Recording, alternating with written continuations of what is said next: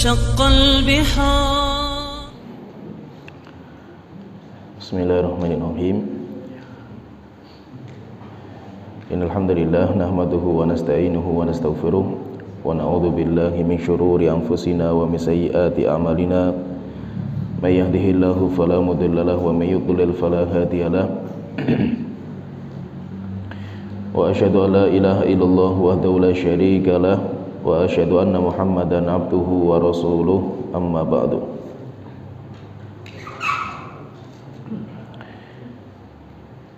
Kita melanjutkan tafsir surat Al-Kahfi,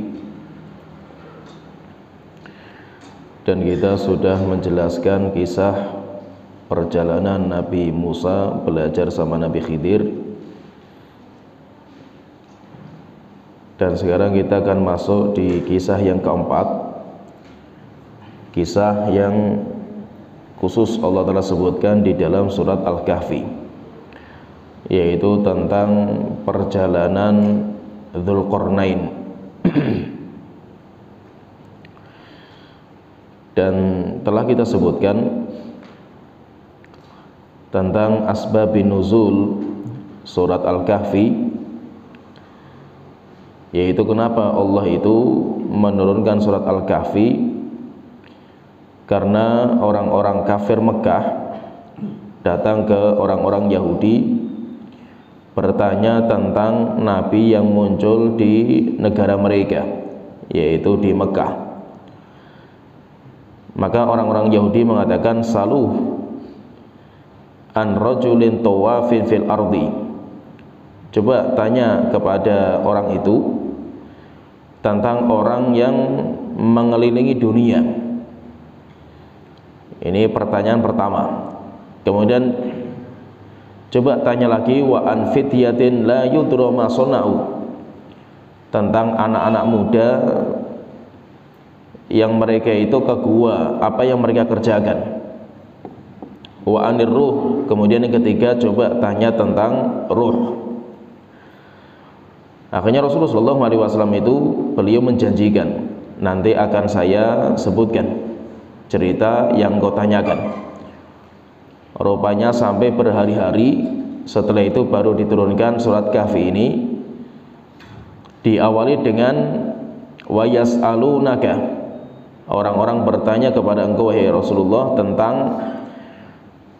Dzulqarnain. Demikian juga tentang Ashabul Kahfi. Wa yas'alunaka 'anir ruh, orang-orang bertanya kepada engkau Muhammad tentang ruh. Dan surat Al-Kahfi ini berbicara tentang, telah kita sebutkan, yaitu berbicara tentang 4 cerita khusus yang Allah hanya ceritakan di dalam surat Al-Kahfi, tidak ada di ayat yang lainnya. Karena kebiasaan surat itu, surat Al-Quran, kisah-kisah yang Allah sebutkan itu biasanya diulang-ulang, sehingga nanti dalam surat Al-Baqarah ada, di surat Ali Imran ada lagi, nanti di surat-surat itu ada. Karena banyak cerita itu Allah ulang-ulang ceritanya, kecuali dalam surat Al-Kahfi ada 4 cerita yang memang khusus Allah sebutkan hanya di surat Al-Kahfi, seperti Ashabul Kahfi sendiri. Kemudian kisah tentang Sahibul Jannatain, orang yang punya 2 kebun. Kemudian cerita Nabi Musa belajar sama Nabi Khidir, itu di surat yang lain nggak ada. Kemudian cerita tentang Dzulqarnain, itu pun di surat-surat yang lainnya tidak ada, karena itu khusus cerita yang Allah sebutkan di dalam surat Al-Kahfi ini. Allah Ta'ala berfirman di surat Al-Kahfi ayat 83, wa yas'alunaka an dzilqarnaini qul sa'atlu 'alaikum minhu dzikra. Orang-orang datang kepada engkau wahai Muhammad bertanya tentang Dzulqarnain. Dan yang dimaksud dengan orang-orang itu telah kita sebutkan, yaitu orang musyrik Quraisy, yaitu orang-orang kafir Quraisy. Wa yas'alunaka an Dzulqarnain, mereka bertanya kepada engkau Muhammad tentang cerita Dzulqarnain. Qul sa'atlu 'alaikum minhu dzikra. Katakan kepada mereka, nanti akan saya bacakan kepada kalian cerita tentang Dzulqarnain. Tapi kapan itu? Nanti. Sampai akhirnya disebutkan dalam riwayat itu sampai 17 hari setelahnya. Inna makanna lahu fil ardi wa atainahu min kulli syai'in sababa.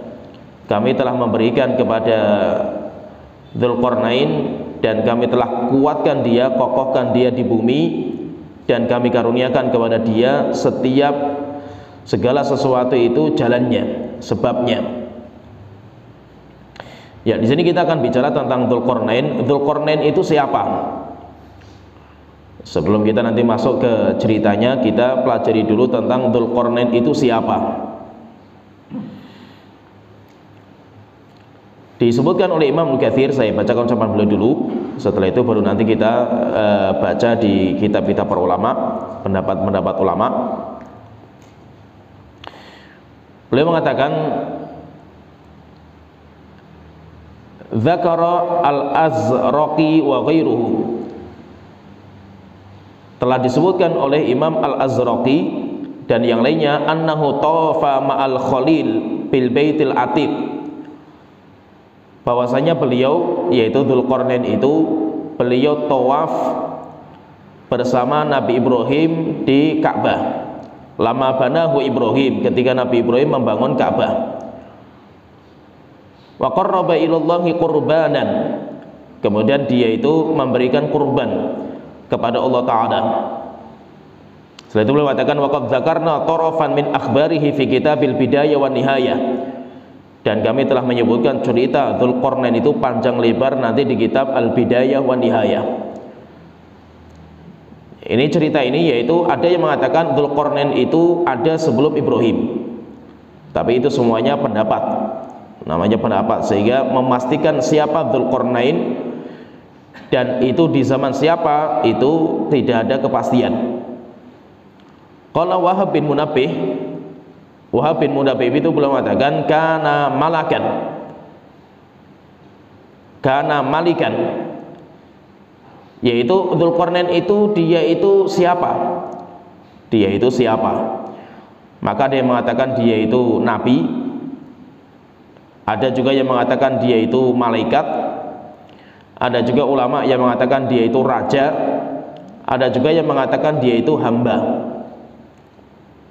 Berarti ulama di sini macam-macam pendapat mereka tentang Dzulqarnain. Siapa dia? Dzulqarnain itu siapa dia? Maka Al-Imam Nukatsir rahimahullah taala, kalau dalam Bidayah wan Nihayah, setelah menyebutkan banyak pendapat ulama, jadi ada yang mengatakan dia itu nabi, tapi beliau mengatakan wa hadza dhaif. Pendapat yang mengatakan Dzulqarnain itu nabi itu lemah. Wakila kana malak. Ada juga yang mengatakan itu malaikat. Maka beliau mengatakan qaulun gharibun jiddan. Ini pendapat yang sangat aneh. Setelah itu beliau mengatakan was-shahihu annahu kana malikan minal mulukil adilin. Pendapat yang paling kuat bahwasanya Dzulqarnain itu dia itu seorang raja. Seorang raja yang adil. Raja yang adil dan raja penguasa dunia. Karena raja yang menguasai dunia itu, kalau kata Abdullah bin Abbas radhiyallahu anhu, beliau mengatakan raja penguasa dunia itu ada 4. Raja penguasa dunia itu ada 4. Yang 2 mukmin, yang 2 kafir. Yang mukmin itu Nabi Sulaiman, kemudian Dzulqarnain. Itu 2 raja adidaya yang mukmin. Kemudian ada juga raja penguasa dunia tapi kafir, yaitu Namrud dan Bukhtut Nasr atau Buktukat Nasr, penguasa Babilonia. Jadi intinya pendapat yang paling kuat Allahu alam bahwa Dzulqarnain itu adalah seorang raja. Walaupun ada juga pendapat seperti Ali bin Abi Thalib yang mengatakan dia itu bukan raja, tetapi dia itu hamba soleh, seorang hamba yang soleh. Maka berarti ada banyak pendapat ulama tentang Dzulqarnain itu. Ada yang mengatakan dia itu malaikat, ada yang mengatakan dia itu nabi. Tapi dua pendapat itu lemah. Ada yang mengatakan dia itu raja, dan pendapat yang mengatakan raja itu pendapat yang paling kuat. Kemudian ada juga yang mengatakan dia itu seorang hamba yang saleh. Tapi Allah alam pendapat yang paling kuat itu dia itu adalah seorang raja yang adil. Kalau Ali bin Abi Thalib pernah ditanya, "Wahai Ali, bagaimana pendapat engkau tentang Dzulqarnain?" Maka beliau mengatakan, "Lam yakun nabiyyan wala rasulan wala malikan." Dzulqarnain itu bukan nabi, bukan rasul, dan bukan raja. Walakin kana abdan salihan, tetapi dia itu adalah hamba yang saleh. Jadi intinya kita pahami di sini bahwa Dzulqarnain itu seorang raja, penguasa yang dia itu seorang yang sangat adil. Dan kenapa dia itu dinamakan dengan Dzulqarnain? Siapa namanya? Berkaitan dengan nama itu pun juga khilaf panjang di antara para ulama. Namanya itu siapa? Dzulqarnain itu namanya siapa? Itu pun khilaf panjang di antara para ulama. Kemudian jadi namanya khilaf, siapa namanya Dzulqarnain itu. Kemudian terus kenapa dinamakan dengan Dzulqarnain? Kenapa dinamakan dengan Dzulqarnain? Dzu itu kalau bahasa Arab artinya pemilik. Ana dzumal, saya itu pemilik harta. Dzu itu pemilik. Qarnain itu qarn itu tanduk.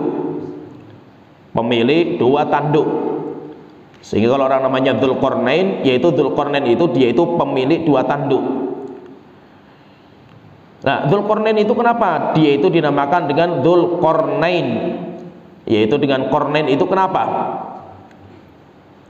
Ada yang mengatakan karena dia itu memiliki mahkota raja, dan mahkotanya itu punya dua tanduk. Yaitu mahkota yang dia pakai itu dia itu punya dua tanduk. Sehingga dinamakan dengan Dzulqarnain, orang yang memiliki dua tanduk di mahkotanya. Ada yang mengatakan dia itu memang memiliki dua tanduk, bukan di mahkotanya, tapi memang kepalanya itu memiliki dua tanduk, yaitu yang muncul, dua tanduk yang muncul dari tembaga. Tapi Imam Katsir belum mengatakan wa hadza dhaif, pendapat yang mengatakan seperti ini lemah. Ada juga yang mengatakan dinamakan Dzulqarnain karena li'annahu malik Faris war Rum, karena dia itu yang menguasai Persia dan Romawi. Karena dia itu yang menguasai Persia dan Romawi, sehingga Persia Romawi itu kayak dua tanduk. Karena zaman itu Persia Romawi itu negara adidaya. Ada juga yang mengatakan dia dinamakan dengan Dzulqarnain karena kerajaan dia itu terbentang dari timur sampai ke barat. Jadi timur, barat. Timur itu satu tanduk, barat itu tanduk yang lain. Sehingga sampai terbitnya matahari, terbenamnya matahari itu kan dinamakan dengan Qarna Syaiton. Dinamakan dengan Qarna Syaiton, yaitu ada qarn, yaitu qarn itu tanduknya syaiton. Yaitu karena Dzulqarnain itu dia menguasai sampai ke timur, dari timur sampai ujung matahari, sampai ke barat, yaitu sampai ke ujungnya barat matahari. Setelah itu Al-Imam Al-Katsir belum mengatakan wa hadza asbah min ghairihi, dan pendapat ini yaitu pendapat yang mengatakan Dzulqarnain itu dinamakan Dzulqarnain karena dia itu penguasa dari ujung timur sampai ujung barat. Jadi tanduk itu maksudnya ujung timur, ujung barat. Ini kata Imam Katsir belum mengatakan wa hadza asbah min ghairihi. Pendapat ini adalah pendapat yang lebih kuat daripada yang lainnya. Wa huwa qaulu Zuhri, dan itu pendapatnya Imam Az-Zuhri. Nah, jadi intinya dinamakan Dzulqarnain itu walaupun khilaf di antara para ulama, tapi pendapat yang paling kuat yang kita sebutkan bahwa dinamakan dengan Dzulqarnain itu karena dia itu menguasai ujung sampai ke ujung timur, kemudian terbentang sampai ke ujung barat. Yang nanti ceritanya akan kita sebutkan di surat ini. Kalau Syekh Muhammad bin Shalih Al-Utsaimin beliau mengatakan dalam fatwa beliau, huwa malikun salihun kana ala ahdil khalil Ibrahim alaihi salam. Yaitu kapan zamannya Dzulqarnain itu kapan? Zamannya Dzulqarnain itu kapan? Walaupun khilaf juga di antara para ulama, ada yang mengatakan sebelum Ibrahim, ada yang mengatakan setelah Ibrahim, ada yang mengatakan sezaman dengan Ibrahim. Kalau Syekh Utsaimin beliau mengatakan wa malikun salihun kana ahla ahdil khalil. Dia itu adalah seorang raja yang soleh dan dia itu hidup pada zaman Nabi Ibrahim. Zaman Ibrahim alaihissalam. Wa yuqalu innahu tawafa ma'ahu bil bait wallahu alam. Bahkan ada cerita disebutkan bahwasanya dia itu pernah tawaf di Ka'bah bersama Nabi Ibrahim. Setelah itu beliau mengatakan kata Syekh Utsaimin wallahu alam, tetapi ilmunya kembalikan kepada Allah taala. Yaitu kapan Nabi Dzulqarnain itu kapan? Maka wallahu alam ada yang mengatakan bermacam-macam pendapat para ulama. Dan Syekh Utsaimin beliau lebih condong kepada pendapat yang mengatakan bahwa Dzulqarnain itu semasa dengan Nabi Ibrahim alaihissalam. Tetapi nanti masa Ibrahim itu nanti di masa itu ada Namrud. Namrud itu juga penguasa dunia juga. Maka di sini khilaf panjang di antara ulama, Dzulqarnain itu kapan? Masanya itu kapan? Nah, jadi intinya di sini kita pahami di sini bahwa Dzulqarnain itu dia itu seorang raja yang soleh dan dia itu bukan nabi. Dzulqarnain itu bukan nabi dan dia itu juga bukan malaikat, tapi dia seorang raja. Dan Allah berikan kekuasaan dia terbentang dari timur ujung matahari sampai ke barat, ujung barat.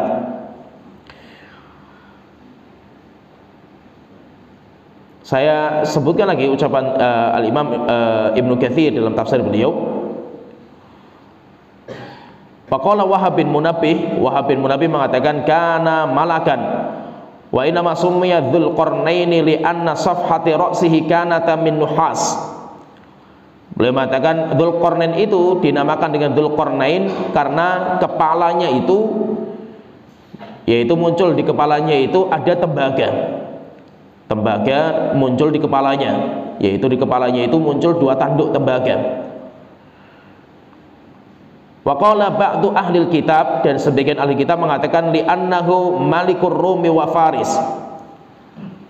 Sebagian mengatakan karena Dzulqarnain itu penguasa Persia dan Romawi. Wa qala ba'dhum, dan sebagian mengatakan kana fi ra'sihi shibhul qarnaini. Di kepalanya itu mirip ada tanduk. Wa qasuila Ali radhiyallahu anhu an Dzulqarnain. Ali bin Abi Thalib ditanya tentang Dzulqarnain, beliau mengatakan kana abdan nasuhallah fanasahahu. Dia itu seorang hamba biasa, bukan raja. Ini kalau Ali mengatakan dia itu hamba biasa. Da'a qaumahu ilallahi fadarabuhu ala qarnihi famata. Yaitu dinamakan Qarnain itu kenapa? Karena kepalanya itu dipukul berkali-kali. Da'a qaumahu ilallahi fadarabuhu. Dia itu mengajak umatnya untuk beriman kepada Allah Ta'ala, kemudian umatnya itu marah, akhirnya memukul kornnya, yaitu kornnya itu ya kepala samping, yaitu korn itu kepala sampingnya Dzulqarnain, sampai akhirnya mati, dipukul sama masyarakat mati. Fa'ahyahullah, kemudian Allah menghidupkan lagi. Wada'a qaumahu ilallahi fadarabuhu ala qarnihi famata. Kemudian ketika hidup berdakwah lagi, mengajak masyarakat untuk beriman kepada Allah Ta'ala, kemudian ditangkap sama masyarakat, dipukul lagi di sampingnya. Ya, ini kepalanya yang samping kanan, ini samping kirinya, dipukul kemudian mati. Kemudian setelah itu Allah hidupkan lagi, sehingga karena dipukul itu 2 kali di 2 tanduknya itu, fasummiya Dzulqarnain. Setelah itu Ali bin Abi Thalib mengatakan setelah itu dinamakan sebagai Dzulqarnain, yaitu karena mati sampai 2 kali, dipukul 2 tanduknya. Wa yuqalu, demikian juga ada yang mengatakan innama summiya Dzulqarnain li annahu balaghal masyriq wal masyarik wal magharib, karena dia itu berjalan sampai ke ujung timur kemudian sampai ke ujung barat, min haitsu yatlu'u qarnas syamsi wa yaghrub, dan di sana itu munculnya tanduk matahari dan ketika terbit dan tanduk matahari ketika tenggelam. Jadi intinya di sini Dzulqarnain itu seorang hamba soleh, pendapat yang paling kuat dia itu raja, dan dia itu kekuasaannya terbentang dari ujung timur sampai ke ujung barat. Kemudian kalau rincian Dzulqarnain itu nanti banyak sekali rinciannya itu, tetapi mayoritas rinciannya itu dari ahlul kitab, dari cerita-cerita ahlul kitab. Dan kita telah pelajari bagaimana sikap kita kaum muslimin itu terhadap ahlul kitab. Kita itu memiliki sikap di mana kita itu menghadapi cerita-cerita Bani Israel itu, kita tidak boleh membenarkan dan kita tidak boleh mendustakan. Terus bagaimana sikap kita itu? Maka kita mengatakan amanna billahi wa bi rasulihi, kami beriman kepada Allah dan Rasulnya. Karena terkadang banyak cerita-cerita seperti ini itu rincian cerita itu biasanya nanti ada pada cerita Israiliyat.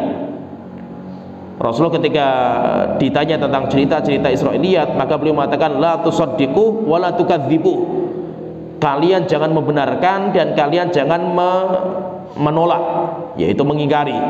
Katakan saja kita beriman kepada Allah dan Rasulnya. Tapi boleh nggak kita itu menyebutkan cerita-cerita Bani Israel? Boleh, karena Rasulullah mengatakan hadithu an Bani Israel wal haraj, balighu anni walau ayat, sampaikan dari saya walaupun satu ayat. Wa hadithu an Bani Israel wal haraj, dan nggak apa-apa, silakan kalian itu menceritakan cerita-cerita Bani Israel dan nggak apa-apa. Tetapi setelah itu Rasulullah mengatakan waman gadziba alayya muta'ammidan falyatabawa maq'adahu minan nar, tapi siapa yang berdusta atas nama kami, hendaknya dia itu duduk di kursi neraka jahanam. Yaitu nanti biasanya itu cerita-cerita, rincian cerita itu semuanya lengkap di cerita Israiliyat. Sehingga tentang Dzulqarnain, kemudian tentang Ratu Saba, kemudian juga tentang itu rincian-rincian itu, termasuk Ashabul Kahfi, itu rinciannya panjang sekali. Tetapi itu mayoritas itu ada di cerita-cerita Israiliyat. Dan biasanya nanti mauqifnya ulama pun berbeda-beda, seperti ulama-ulama ahli tafsir. Kalau Al-Imam Ibnu Katsir itu beliau banyak menceritakan, yaitu beliau itu termasuk orang yang banyak menceritakan, tapi terkadang beliau membantah cerita jabatan seperti ini nggak benar, tapi terkadang beliau mendiamkan cerita-cerita Israiliyat. Tetapi banyak ulama-ulama ahli tafsir yang mereka itu membersihkan kitab tafsir dari cerita mereka, yaitu jangan disebut cerita-cerita Israiliyat, itu jangan disebut. Ada juga yang berpedoman dengan cerita-cerita Israiliyat. Kenapa? Karena Dzulqarnain itu panjang sekali kalau kita membaca versinya orang Yahudi, versinya orang Kristen, demikian juga di Bani Israel itu banyak sekali tentang Dzulqarnain itu siapa. Tapi yang kita dapatkan ceritanya itu hanya dibahas oleh para ulama itu cuma seperti itu. Maka kalau ceritanya Dzulqarnain itu cuma seperti itu, ya kita cukupkan dengan biografi Dzulqarnain itu seperti ini, matinya kayak apa, kemudian bagaimana kehidupan dia, kemudian dan yang lainnya lah, itu nggak terlalu penting bagi kita. Yang penting bagi kita itu bahwasanya dia itu seorang raja yang adil, dan kerajaannya itu terbentang dari timur sampai ke barat. Dan Allah ceritakan nanti di Al-Quran itu cerita yang sangat indah, sampai akhirnya membuat benteng besar penghalang Ya'juj dan Ma'juj kepada manusia. Itu yang kita imani. Sedangkan rinciannya itu kita nggak butuh. Rincian-rincian yang lebih dalam itu kita nggak terlalu membutuhkan. Allah Ta'ala berfirman wa yas'alunaka an dzulqarnaini, orang bertanya kepada engkau ya Rasulullah tentang Dzulqarnain. Qul sa'atlu 'alaikum minhu dzikra, katakan saya akan membacakan kepada kalian sedikit penyebutan tentangnya, yaitu tentang Dzulqarnain. Inna makanna lahu fil ardi, sesungguhnya kami telah kokohkan dia di bumi. Yaitu maksudnya dikokohkan itu Al-Imam Katsir mengatakan a'tayna mulkan 'aziman mumakkinan, kami berikan kepada dia kerajaan yang besar dan kerajaan yang kuat. Fihi lahu min jami'i ma yu'tal muluk, dan dia mendapatkan apa kenikmatan-kenikmatan yang diberikan sama raja-raja. Minat tamkini wal junud, yaitu dia itu memiliki kekuasaan yang terbentang luas dan memiliki prajurit yang banyak. Wa alatul harbi wal hisarat, demikian juga dia memiliki alat-alat yang canggih. Walidzalika malakal masyariq wal magharib minal ardi, sampai akhirnya dia itu bisa menguasai timur dan barat. Dan itu nanti dibahas oleh para ulama bagaimana dahsyatnya Dzulqarnain sampai ke timur, kemudian setelah itu berangkat ke barat. Itu menunjukkan bahwa teknologi zaman itu sangat canggih sekali. Kenapa? Karena dia bukan nabi. Kecuali kalau nabi mungkin mendapatkan mukjizat. Tapi ketika Dzulqarnain itu bukan nabi dan dia itu bisa sampai ke timur ujung paling pol dan ke barat ujung paling pol, itu tidak mungkin kecuali dengan teknologi yang sangat canggih. Cuma teknologinya kayak apa? Wallahu alam. Wallahu alam. Teknologinya kayak apa? Wallahu alam. Tetapi menunjukkan mereka bukan orang main-main. Apalagi sampai bikin bendungan yang besar antara dua gunung, kemudian ditutup dengan tembaga, itu kan nggak main-main itu. Menunjukkan apa? Teknologi mereka bukan teknologi zaman dulu yang seakan-akan teknologi yang ya tradisional lah itu. Bukan. Teknologi mereka canggih sekali. Begitu kalau kita mempelajari tentang sejarah umat-umat terdahulu itu kayak nggak masuk akal gitu kalau dengan teknologi kita itu. Seperti memahat gunung-gunung yang besar menjadi istana yang besar-besar. Demikian juga membangun piramid dengan teknologi yang sangat canggih. Sampai piramid itu keluar masuknya udara, kemudian kemana jalannya masuknya itu semuanya diatur. Menunjukkan apa? Mereka bukan orang main-main itu. Apalagi batu-batu yang besar kemudian bisa dipotong menjadi kotak-kotak, disusun menjadi gunung yang besar. Itu teknologi sangat canggih sekali itu. Sampai di Babilonia itu disebutkan oleh para ulama itu, sampai Babilonia itu mereka itu bisa membangun sebuah hutan di atas apartemen. Jadi bangunan di atasnya itu hutan, yaitu di atasnya itu kebun. Dan itu apa? Itu teknologi kita pun sampai kerepotan di kita gitu. Nggak sehebat mereka itu. Berarti menunjukkan apa? Orang-orang zaman dulu itu mereka punya teknologi yang luar biasa. Cuma bagaimana teknologinya? Wallahu alam. Teknologinya seperti apa? Wallahu alam. Tapi ada sebagian peneliti yang menyebutkan bahwa teknologi manusia itu ketika sudah di puncak kecanggihan, itu nanti akan dimusnahkan sama Allah Ta'ala. Dimusnahkan dengan diturunkan asteroid. Itu ada yang mengatakan seperti itu. Asteroid kemudian menghantam bumi, semua teknologi mati semua. Setelah itu nanti manusia bangun lagi teknologi dari awal, budaya lagi, peradaban lagi dari awal. Nanti ketika sudah canggih, dipadamkan lagi sama Allah Ta'ala. Dan itu ada banyak ilmuwan yang mengatakan seperti itu. Sampai ada beberapa itu yang memprediksi ketika teknologi sudah secanggih kita ini, tinggal tunggu nanti teknologi akan dipadamkan. Tapi dengan cara apa? Wallahu alam. Dengan cara apa? Wallahu alam. Tapi intinya kalau kita membicarakan tentang umat-umat terdahulu itu nggak main-main mereka itu. Mereka memiliki sebuah peradaban yang sangat tinggi sekali. Intinya Allah Ta'ala berfirman, inna makanna lahu fil ardi, kami telah kuatkan, kokohkan Dzulqarnain di bumi, yaitu kami berikan kerajaan, demikian juga peralatan-peralatan yang canggih, sampai akhirnya dia biasa menguasai timur dan barat, sampai manusia semuanya tunduk kepada dia. Wa atainahu min kulli syai'in sababa, dan telah kami berikan kepada Dzulqarnain itu setiap segala sesuatu caranya, yaitu caranya itu yakni ilmu dari segala sesuatu. Kemudian Al-Imam Mukatsir menyebutkan sebuah riwayat bagus, yaitu ketika membicarakan wa atainahu min kulli syai'in sababa, kami berikan kepada Dzulqarnain sebab sarana untuk sampai kepada segala sesuatu. Qala Muawiyah bin Abi Sufyan, pernah suatu ketika Muawiyah bin Abi Sufyan itu berkata kepada Ka'ab al-Ahbar. Ka'ab bin Ahbar itu dia itu seorang pendeta Yahudi, orang Yaman. Kemudian masuk Islam di zamannya Abu Bakar. Masuk Islam di zaman Abu Bakar, dan dia itu orang yang paling tahu cerita sejarah-sejarah Nabi dan sejarah-sejarah dahulu. Namanya Ka'ab al-Ahbar. Namanya Ka'ab al-Ahbar. Setelah itu nanti dia ke Madinah di zamannya Umar bin Khattab radhiyallahu anhu. Ketika beliau itu datang, maka beliau itu banyak menceritakan cerita-cerita zaman dulu. Akhirnya nanti dikenal dengan cerita Israiliyat. Jadi cerita Israel itu termasuk orang yang paling banyak menceritakan cerita Israel itu ini, namanya Ka'ab al-Ahbar ini. Ka'ab al-Ahbar. Demikian juga nanti ada namanya Wahab bin Munabbih, itu juga banyak menceritakan cerita-cerita Israiliyat. Maka itu ketika dia itu datang ke Madinah, kemudian nanti dia itu duduk belajar agama juga, dia itu mengambil ilmu dari Umar, demikian juga dari yang lainnya, dan dia orang yang soleh. Tapi karena dia itu memiliki banyak cerita-cerita tentang Israiliyat, akhirnya banyak para sahabat itu yang mendengar cerita dia. Akhirnya ketika mendengar, diambillah cerita-cerita itu. Jadi ibaratnya kayak gini, sebagian menggambarkan ulama itu, ibaratnya kayak orang Badui, orang Arab Mekah itu kan orang Badui itu. Mereka nggak tahu cerita Nabi dan Rasul kan, karena memang Nabi dan Rasul itu nggak ada di Mekah. Nabi dan Rasul itu kan yang ada itu kan di Bani Israel. Karena taksusuhumul anbiya, mereka dipimpin oleh nabi dan nabi, sehingga cerita-cerita nabi itu mereka catat, mereka masih simpan itu. Akhirnya ketika datang Ka'ab al-Ahbar ini datang ke Madinah, ketemu sama orang-orang Arab, banyak menceritakan tentang nabi-nabi secara detailnya.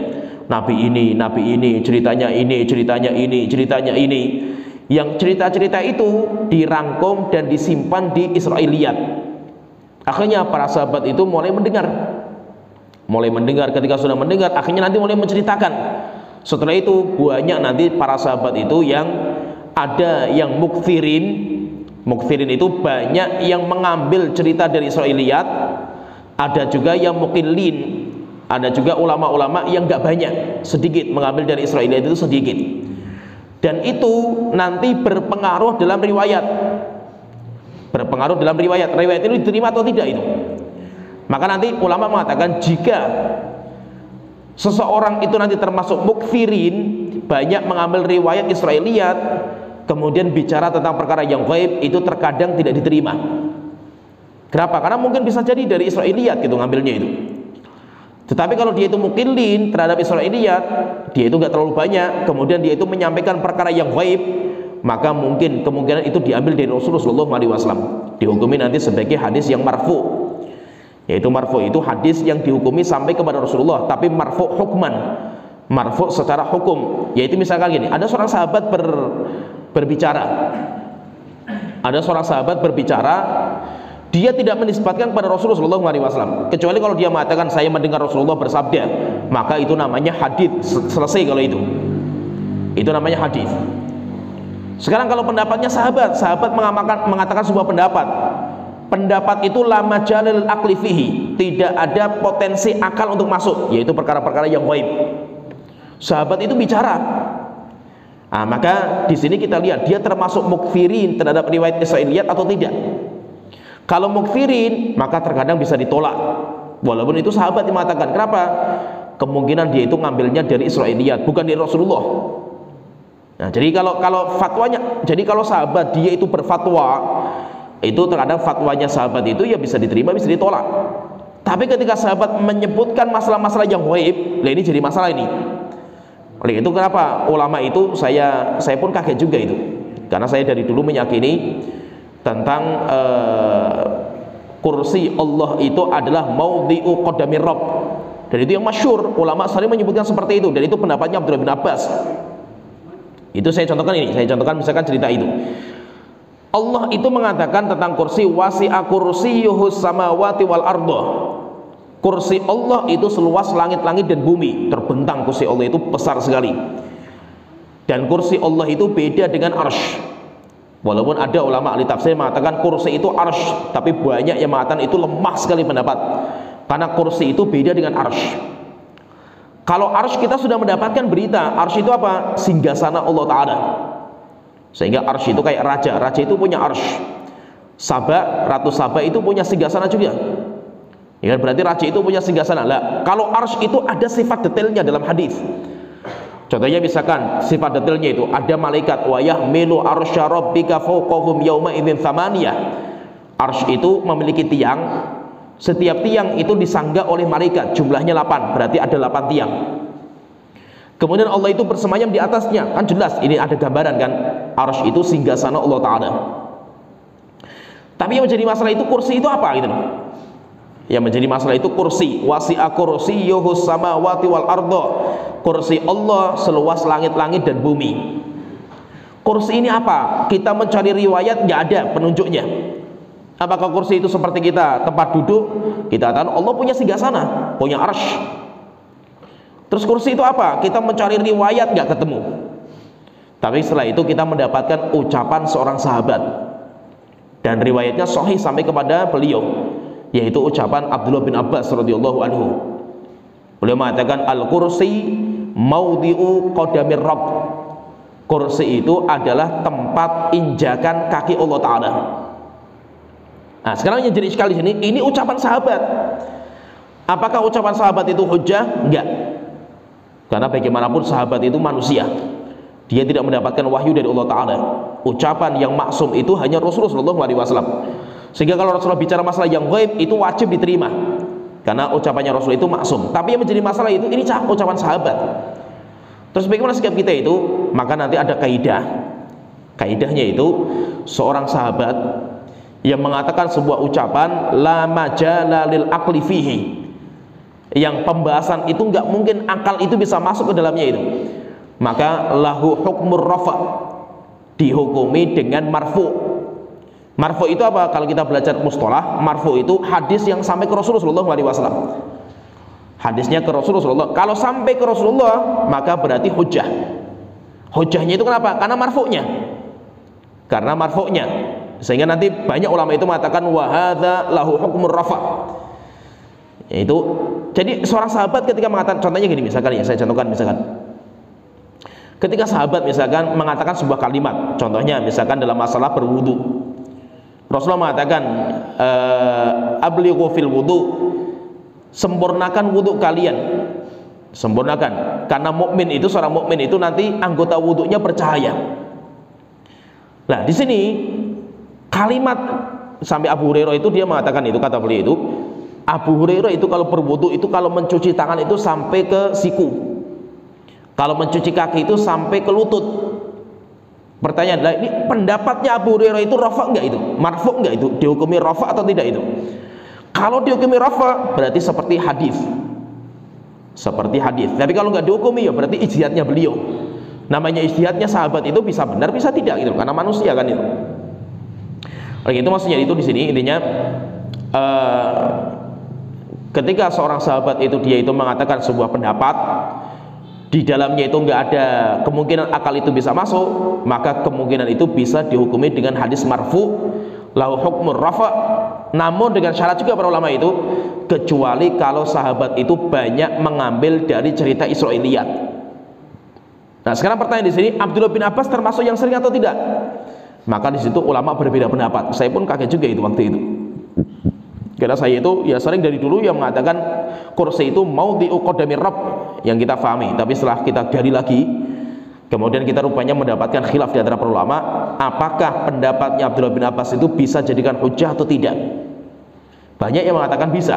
Kenapa? Karena ini masalah yang tidak mungkin akal itu bisa masuk, dan Abdullah bin Abbas itu ketika berbicara dia itu kemungkinan besarnya itu ngambil dari Rasulullah SAW. Tapi ada juga yang mengatakan ya, dia termasuk mukfirin fil akhdhi anil Israiliyat, dalam mengambil riwayat-riwayat dari Bani Israel sehingga tidak bisa kita ambil. Terus kalau ditanya kursi itu apa? Wallahu alam. Yang penting kita percaya kursi itu ada. Allah punya kursi, dan kursi Allah itu luas langit dan bumi. Tapi kursi itu apa? Wallahu alam. Jadi ada ulama yang mengatakan seperti itu. Kalau ditanya terus bagaimana dengan pendapatnya Abdullah bin Abbas? Kami tidak mengambil, karena ucapannya Abdullah bin Abbas bukan hujjah. Kenapa bukan hujjah itu? Karena dia banyak mengambil cerita Israiliyat. Maka takut kita itu kalau itu adalah cerita Israiliyat, sehingga nanti ada ulama yang menerima ucapannya Abdullah bin Abbas dan itu jadikan sebagai standar dalam menafsirkan kursi. Ada juga yang mereka itu mengingkari. Tapi kalau saya cari itu mayoritas para ulama itu banyak yang mengambil pendapatnya Abdullah bin Abbas. Ininya kita masuk di cerita yang tadi ingin saya sampaikan, yaitu Muawiyah bin Abi Sufyan itu beliau bertanya kepada Ka'ab bin Ahbar. Lah Ka'ab bin Ahbar itu orang Yahudi Yaman, dia itu paham sekali tentang cerita-cerita Bani Israel. Datang ke Madinah, setelah itu beliau itu ditanya-tanya. Banyak para sahabat senang dengar cerita-ceritanya itu. Sampai akhirnya nanti dia juga pindah ke Suriah, ke Hims. Setelah itu sampai beliau meninggal dunia, umurnya panjang, 109 tahun umur beliau itu. Ka'ab bin Ahbar. Lah, kebanyakan nanti cerita Israel itu sumbernya dari sini. Yang masuk ke Islam itu nanti sumbernya dari Ka'ab bin Ahbar atau Wahab bin Munabbih, itu sumbernya dari situ. Muawiyah bin Abi Sufyan itu tanya kepada beliau, kepada Ka'ab bin Ahbar, anta taqul inna dzal qarnaini kana yarbitu khailahu bith tharaya. Wahai Ka'ab bin Ahbar, apakah benar kamu mengatakan bahwa Dzulqarnain itu mengikat kudanya di atas langit? Yaitu dia itu punya kuda, kudanya di atas langit. Faqala lahu Ka'ab, maka Ka'ab bin Ahbar mengatakan, in kuntu qultu dzalika fa innallaha ta'ala qala. Kalau memang saya itu pernah mengatakan seperti itu, ya itu juga enggak mustahil juga wahai Muawiyah. Bukankah Allah Ta'ala sudah berfirman, wa atainahu min kulli syai'in sababa? Bukankah yaitu kami telah memberikan kepada Dzulqarnain sebab sarana untuk segala sesuatu. Maka di antara sarana itu apa? Sampai dia itu nembus sampai ke langit gitu. Yaitu Dzulqarnain itu sampai bisa ke langit.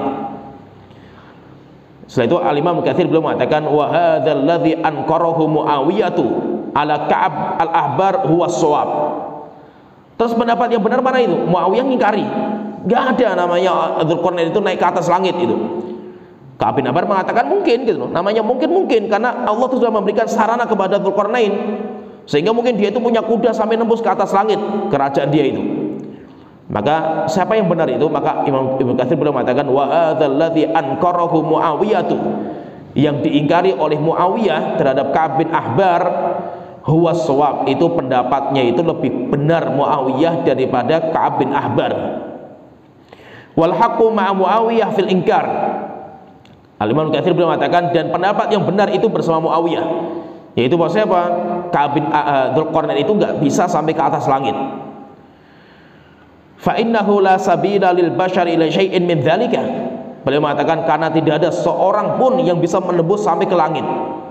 Tidak ada. Yang ada cuma Nabi Muhammad SAW, dan itu pun enggak sembarangan. Nabi Muhammad saja itu nembus sampai ke langit itu cuma sekali saja itu seumur hidupnya. Itu pun diajak sama malaikat Jibril. Kemudian ketika mengetuk pintu gerbangnya langit ditanya sama penjaganya, man anta, siapa kamu? Jibril. Terus ditanya, waman maka, kamu bersama siapa? Muhammad. Ditanya lagi, waqad udzina ilaihi, apakah Muhammad sudah diizinkan naik ke atas langit? Sudah. Setelah itu baru dibuka. Siapa itu? Nabi Muhammad, dan itu cuma sekali saja itu. Nggak bisa ngulang-ulang lagi ke sana lagi. Nabi Muhammad saja itu harus dapat izin dari Allah Ta'ala. Oleh itu beliau mengatakan tidak ada seorang pun yang bisa nembus sampai ke langit. Maka berarti apa? Berarti tidak mungkin. Wala ilat tauqifi asbabas samawati, tidak ada orang yang bisa mencari sebab perjalanan, alat transportasi, rute sampai ke atas langit, itu nggak mungkin ya. Kalau seandainya misalkan, terus bagaimana dengan ayat tadi, wa atainahu min kulli syai'in sababa, kami telah memberikan kepada Dzulqarnain sebuah sarana untuk segala sesuatu. Maka beliau mengatakan, waqad qala Allah Ta'ala fi haqqi Bilqis, Allah juga mengatakan juga kepada Bilqis juga, wa utiyat min kulli syai', Bilqis itu diberikan segala sesuatu. Apakah segala sesuatu itu sampai perkara-perkara yang di luar kemampuan manusia sampai ke atas langit dan yang lainnya? Enggak. Mimma yu'ta mithluha minal muluk, yaitu maksudnya wa utiyat min kulli syai', diberikan segala sesuatu. Ratu Saba itu yaitu segala sesuatu yang layak untuk dimiliki sama raja, yaitu apa? Singgasana, kemudian kerajaan, punya prajurit, punya kekuasaan. Itu namanya sesuatu yang Allah berikan kepada raja. Wa hakadza Dzulqarnaini yassarallahu lahul asbab, demikian juga Dzulqarnain, Allah mudahkan kepada Dzulqarnain itu jalan-jalan. Sebab-sebab itu dimudahkan, sarana itu dimudahkan, at-turuq wal wasail ila fahdil aqalim, yaitu dimudahkan bagi dia semua jalan, semua sarana untuk menaklukkan bumi, yaitu bumi sampai akhirnya negara-negara ditaklukkan sama dia. Wa kasril a'da, demikian juga untuk menghancurkan musuh-musuhnya. Tapi kata beliau mengatakan, tapi tidak mungkin sarana itu sampai ke atas langit. Yaitu yang maksudnya di sini itu kita katakan di sini wa atainahu min kulli syai'in sababa. Ada yang mengatakan sababa itu sampai sababan dinamakan dengan sabab untuk bisa naik ke atas langit. Asbabus samawat, yaitu sarana untuk nembus sampai ke atas langit. Fir'aun saja ketika dia ingin mencari Tuhannya Nabi Musa sampai bikin piramid. Kemudian mengatakan kepada Haman, wahai Haman, tolong bikinkan piramid kepada saya ingin mencari jalan menuju langit. Tujuannya apa? Untuk mencari Tuhannya Musa. Benar nggak Musa itu? Rupanya saya dapatkan Musa itu pendusta. Itu maksudnya apa? Tidak ada seorang pun yang bisa naik ke atas langit, itu nggak bisa. Hatta setingkat Dzulqarnain. Maka terkadang cerita-cerita Israiliyat itu tidak semuanya harus kita benarkan. Nanti maka cerita Israel itu nanti terbagi. Ada cerita yang jelas itu batal dalam agama kita, itu munkar dalam agama kita. Maka kalau seperti itu harus kita tolak. Kemudian yang kedua, ada yang itu sama dengan agama kita, dibenarkan. Cerita Bani Israel, tapi Rasul itu membenarkan. Ada cerita itu memang Rasulullah menyebutkan atau Allah menyebutkan, maka kita harus beriman dengan cerita itu. Kemudian ketiga, ada cerita-cerita Bani Israel itu yang didiamkan. Allah tidak membahas, Nabi Muhammad tidak membahas, apakah menetapkan atau menolak. Kalau seperti ini, maka yang terbaik itu kita diamkan. Kita diamkan itu apa? Kita itu beriman kepada Allah dan Rasul. Tetapi kalau benarnya cerita itu, wallahu a'lam. Ceritanya wallahu a'lam. Tapi kalau sekedar mengisahkan saja boleh enggak? Boleh. Karena Rasulullah mengatakan hadithu an Bani Israil. Ceritakan cerita-cerita dari Bani Israil enggak apa-apa. Tapi jangan langsung dibenarkan. Tidak semua cerita-cerita itu dibenarkan. Ratu Saba misalkan itu, Ratu Saba Bilqis itu ceritanya katanya dia itu anak keturunan jin dan manusia. Wajahnya cantik tapi kakinya kaki kuda. Wallahu a'lam. Benar enggak? Wallahu a'lam. Tapi kalau kita menceritakan seperti ini boleh enggak? Enggak apa-apa. Kita ceritakan karena itu cerita Bani Israil, tapi tidak boleh langsung kita benarkan. Terus kalau ditanya terus hakikatnya benar apa? Wallahu a'lam. Yang penting saya beriman kepada Allah dan Rasulnya. Tapi kalau cerita ini wallahu a'lam, saya enggak tahu juga cerita ini. Yaitu cerita-cerita yang datang dari mereka itu jangan langsung dibenarkan. Demikian juga jangan langsung dikatakan dusta ini cerita ini. Karena orang yang membenarkan butuh ilmu, orang yang mendustakan juga butuh ilmu. Jangan sampai kita itu membenarkan tanpa ilmu, mendustakan tanpa ilmu. Apalagi perkara-perkara yang gaib seperti itu. Terus yang selamat itu apa? Yang selamat ya orang yang dia itu kembali kepada Allah Ta'ala, kembalikan ilmunya itu kepada Allah Ta'ala. Jadi intinya Dzulqarnain itu dia itu diberikan kekuasaan di muka bumi sampai akhirnya semua sarana itu dimudahkan. Maka nanti dia itu sampai ke pol ke timur, itu sampai ke pol paling pucuk timur, kemudian sampai pol ke barat, dan rupanya di sana itu ada masyarakat. Dan perjalanan seperti itu nggak main-main itu. Kalau seandainya ditempuh dengan perjalanan zaman itu butuh berapa ratus atau berapa ribu tahun.